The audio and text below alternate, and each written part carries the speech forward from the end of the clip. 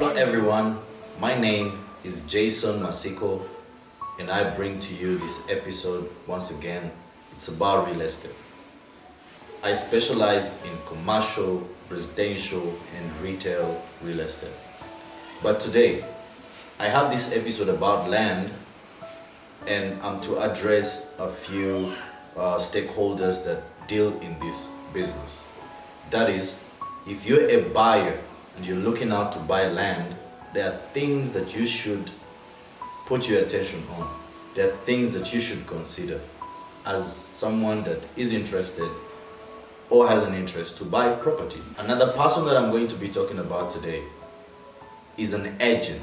If you're an agent and you sell property, you sell plots of land, there are things that you need to, there are things you need to put your mind on. Because I think for the last few months I've been concentrating on land. I've been involved in some land transactions. I've been involved with some agents in different places, on different estates. And there are quite some points that I picked up that I think that we need to know. There are a few people that have this knowledge, and it will help you once you need to buy a plot of land, or once you're an agent and you're looking out to sell your clients' property. But I'll start with a buyer. One thing you have to understand is you have to make a decision. You have to be in that position where you'll be like, I need to own a property. I need to have a land title in my names. That is number one. Before you want to make a decision where you want to buy, which location you want to buy it from, you need to make a decision that you need to own property. And this can be brought about by different factors in your life. But I think there are so many reasons that people buy land for. Some people buy land as just an investment. Some people buy land, they want to build their residential house. Some people buy land because they want to keep for future projects, for farming, different reasons. So once you've made a decision that you want to buy this kind of land for this kind of purpose, then I advise you that you have to look for an agent. An agent who is very familiar with property, who's very familiar with pricing, who's very familiar with location, because just buying property is not enough. You need to pick the right location, you need to pick the right price, market price, because there are so many properties out there, but they're priced differently. But you need to look at the market price. So once you get an agent and they've taken you to a property and you think you like it, you think you want to purchase it, there are things that you have to do before you actually buy that property. Number one, you have to make a search. Every property, every land plot that is owned in Uganda, at least the basic things that it has to be with is a land title. And the land title bears some details like the owner's name. It bears information like plot number and block number. So once you have actually acknowledged that this is the property I want to buy, and they tell it has a land title, you have to make a search. A search is something you can easily do in Uganda. You can go to any land's office. You can log in your plot number, the block number, and they can actually tell you that this land is registered in this person's name. If it doesn't correspond with the person that is trying to sell to you, please run away, because you're going to lose your money. If it bears the names of the person that is actually selling to you, that's the right deal. You have to continue, negotiate, come to the actual price. And how do you come to the actual price? I'll give you an example. Someone is selling their land probably 20 million Uganda shillings, and maybe the market price is 10 million. You understand? So how do you find out the market price? There are different agents that you will get to get information from, apart from the one trying to sell to you. You can also go to a land's office. You can get that information, And then there's also a government valuer. You can actually use a government valuer. You get the valuation of that property officially, and they can give you a statement that can tell you that this property in this location costs this much. If it doesn't match the price that seller is giving to you, you can probably give them that information and try to negotiate more. And if you get to a close agreement, then you can purchase. Make sure you have a sales agreement that proves that you have bought that property, and they should give you the plot number and block number, and make sure they sign to you transfer forms that you can be able to register that property and change it to your names. Once you change the property to your names and it bears your names and you have a sales agreement, you count yourself to have bought property. There are many other properties that don't have land titles, and you will ask me, okay, if a property doesn't have a land title, how can I do a search? There are also other, I would call them local ways you can actually search that this property belongs to this person that is actually trying to sell to me. Number one is the neighborhood. There should be an LC on the village. There should be neighbors that are nearby the property you're trying to buy, and you can fish out information. And even these agents that take you to this property, sometimes they have this information. If some land has some quarrels happening around and probably has some family battles that are going around, you will easily know. Because if you come to visit the land, usually you will find that the people that are staying close to that property, they have a bit of information that they can actually give to you. And once you get the information and you're satisfied with it, you can actually get yourself to buy this property. And once you buy this property, make sure that you get your agent or you move yourself to the land's office and register that property. Get yourself a land title in your names, and you will consider yourself to have bought this property. So the other issue I want to talk about land is that, you know, many people be played around pricing. You know, pricing in land, it is brought about by different factors. Number one, it is how far is it from the city center? How easy is it to be accessed, because maybe it has good roads or it has bad roads. And other things is how close are the utilities like water access, electricity access close to that property. And also how close are the facilities such as maybe shopping areas, hospitals, schools, you know, things that you know that would be facilities that would help people that are staying in that community. So the land prices are also based on such factors. So one of the things I also not leave out is that the brokers who are brokering these properties, they also tend to raise these prices. I'll give you an example. I've been through an experience where the landlord was asking for 20 million, but the agents were pricing that property 30 million. So sometimes you find the landlord has an idea about that, but sometimes you find the landlords have no idea. They have told the agent that I am requiring 20 million from this property, but when they're advertising it, they advertise it 30 million. And sometimes they get buyers. All the landlord cares for is getting the money that the property they've put on the market is going for. Once they get that, they won't really care so much about what goes on after. But you'll find that if you don't take in some of the points, some of the people you're working with, you'll end up paying more for the property, or you will end up being conned. You will end up being, you know, your money is taken for free, and actually you don't even own that property at the end of the day.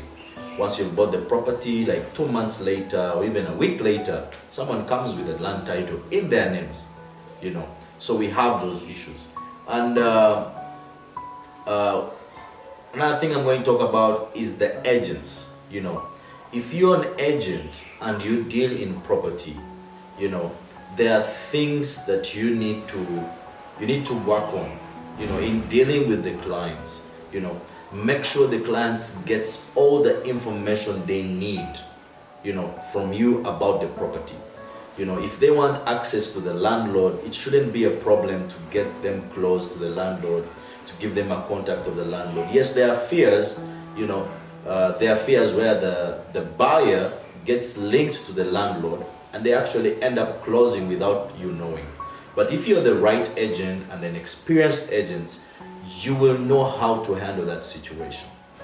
You will know how you can link these two parties together and stay in the loop.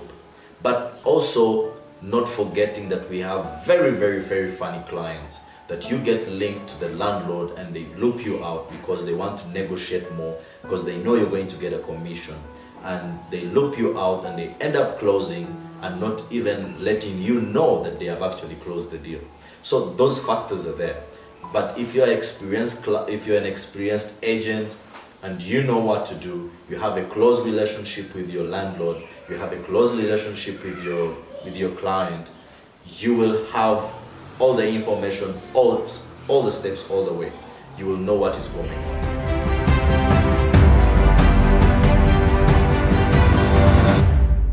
The other party that is involved in this business are the agents, the real estate agents, the brokers in short.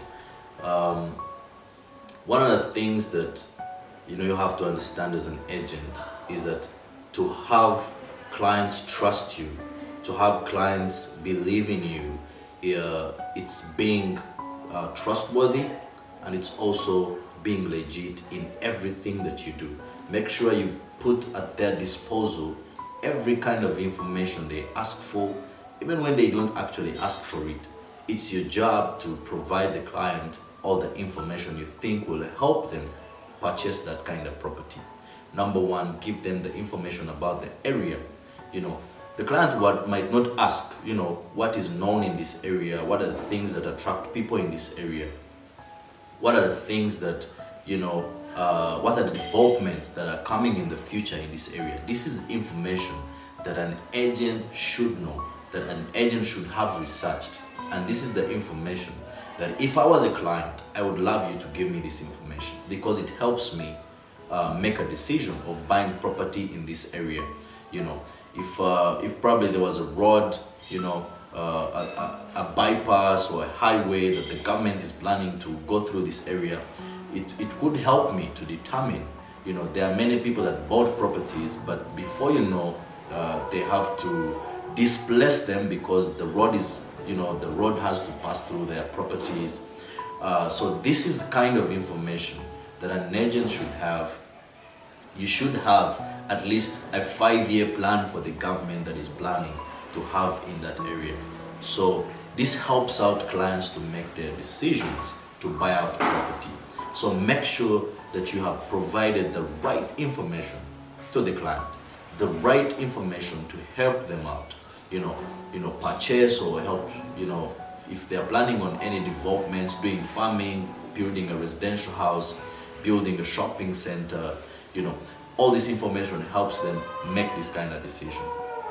And as well, most clients want to get in touch with the landlords because somehow they feel that that's when they feel comfortable, when they talk to the owners of these properties, But you'll find that agents are very skeptical, providing contacts, connecting, connecting the landlord to their client, who's the buyer, because we have experienced as agents. Sometimes you connect the landlord to the buyer and they end up actually closing the deal without your knowledge. But if you're an experienced agent, if you're a good agent, if you have a good rapport with your landlord, you have a good rapport with your client, you will actually not miss out any details. You have to make sure you follow up every single moment, every single situation that happens. You have to be able to follow up. But I understand that some situations have happened here and there, and they're kind of disappointing situations where clients have closed the deals and they actually agree not to inform the agent because there's commission involved.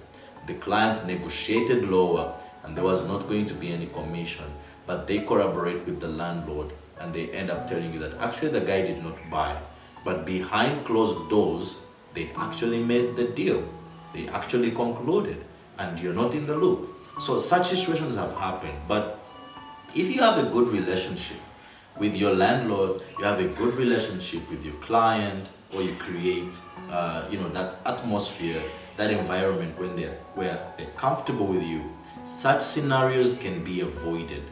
The other issue I've found out about agents is that one thing that is hard for them is to have to visit properties with the client if you find that the clients can't actually make decisions.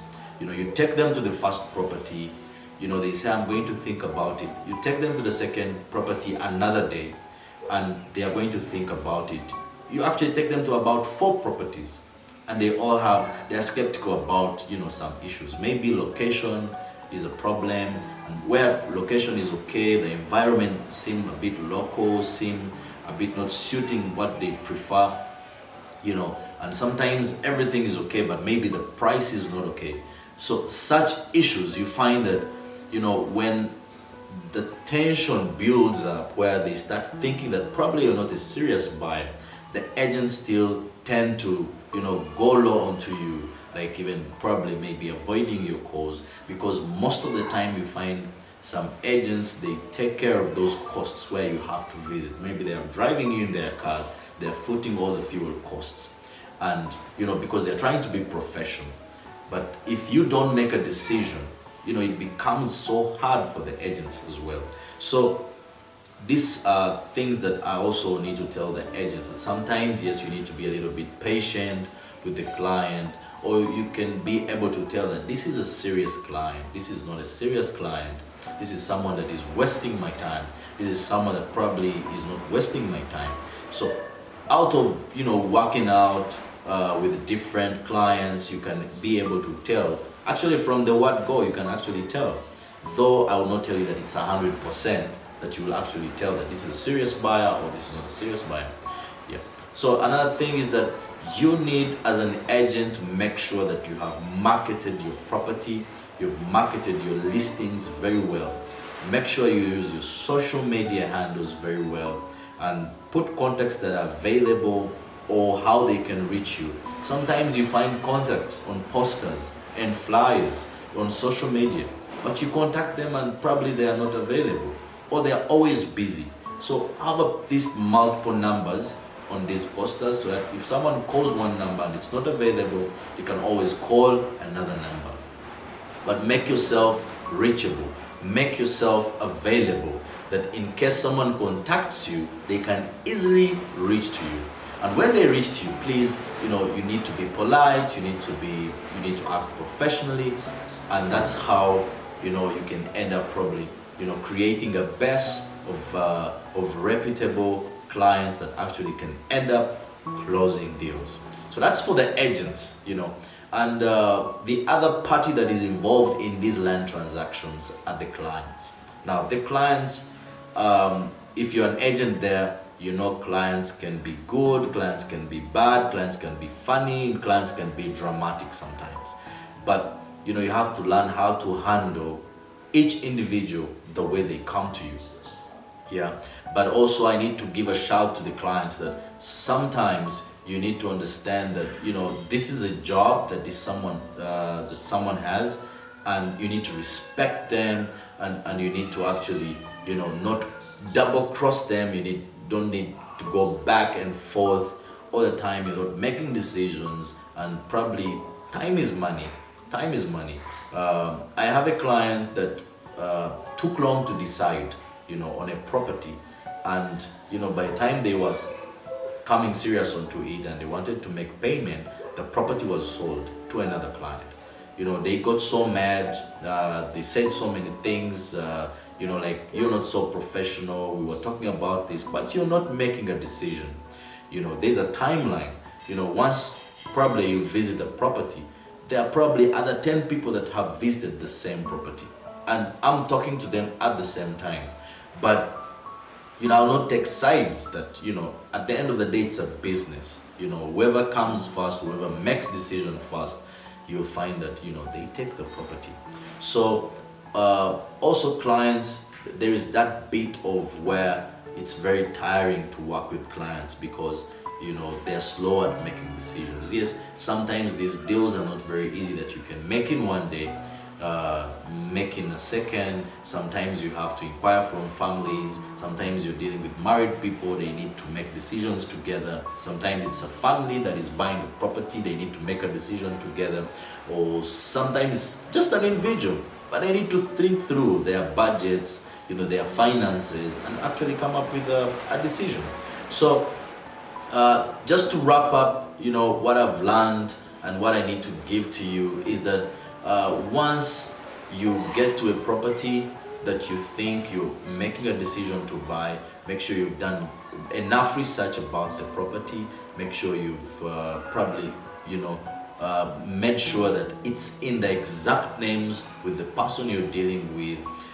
Make sure it's the right price, it's the right market price. If it goes beyond, it shouldn't go so much overboard.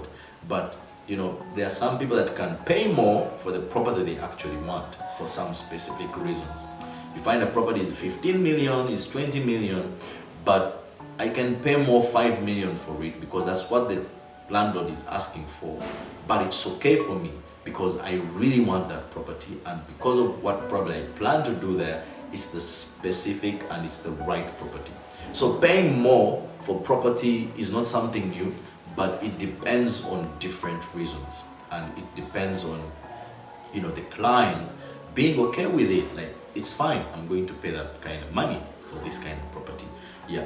And another tip I'm going to give you is that especially for estate land, always look out for estates that are newly available on the market, because as time goes, when these properties are on the market, they come to raise the prices because the demand becomes too high. The location gets developed, so it tends to raise the prices as time goes by. So when it's open like this, and maybe you're in touch with the agents of those estates, it's always the right time to buy. Even probably before they demarcate those properties to 50 by 100, whatever it is, make sure you contact your agent and do that.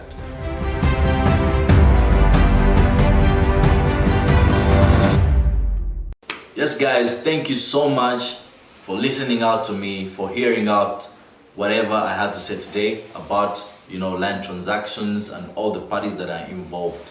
May God bless you for always supporting my channel. Please subscribe and share to your friends, because I believe that we all need to get this kind of information. Please contact me. My contacts, email, my social media handles are attached on this video. You can always reach out to me for any consultancy concerning retail, residential, and commercial real estate. May God bless you. See you another time. I stay Jason D. Masiko, your real estate specialist.